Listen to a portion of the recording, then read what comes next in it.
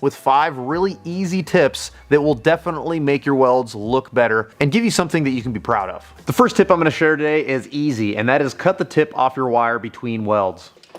After you get done welding, you have this little piece of contaminated wire right at the end of your nozzle, and this will bring contamination into your next weld. It's crazy, but a really bright work light can change everything. Auto anti-spatter spray and nozzle gel. These are 2 products that can really help keep things clean, and I'm not too proud to cheat when it comes to making sure that you can keep a surface clean while you're welding. The 4th tip is acetone. This is something that just falls into that same idea of keeping things as clean as possible.